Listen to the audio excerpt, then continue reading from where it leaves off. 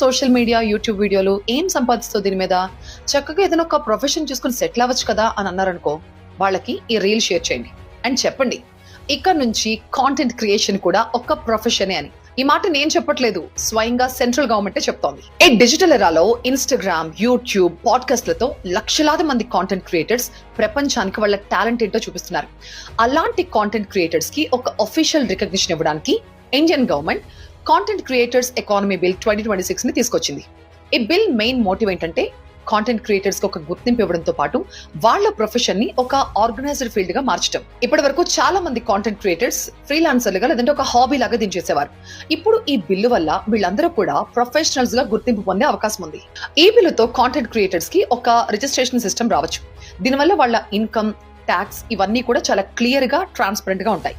దీంతో పాటు content creators కి ఇన్సూరెన్స్, అలాగే పెన్షన్ లాంటి సోషల్ సెక్యూరిటీ బెనిఫిట్స్ కోసం కూడా గవర్నమెంట్ ప్లాన్ చేస్తోందట. ఇన్ఫ్లుయెన్సర్ మార్కెటింగ్ విషయానికి వస్తే ఈ పెయిడ్ ప్రమోషన్స్ గానీ లేకపోతే బ్రాండ్ కొలాబరేషన్స్ విషయంలో చాలా క్లియర్ గైడ్ లైన్స్ రాబోతున్నాయి.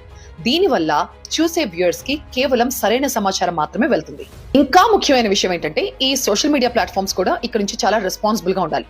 క్రియేటర్స్ కి ప్రాపర్ రెవెన్యూ షేర్ ఇవ్వడం అండ్ క్లియర్ పాలసీలు ఉండడం చాలా ముఖ్యం. చూసారా, హాబీగా మొదలైన పని ఇప్పుడు ఒక స్టేబుల్ కెరీర్ గా మారబోతోంది. ఈ బిల్లు గనక అమల్లోకి వస్తే ఇండియాలో క్రియేటర్ ఎకానమీ జెట్ స్పీడ్ తో పెరగడం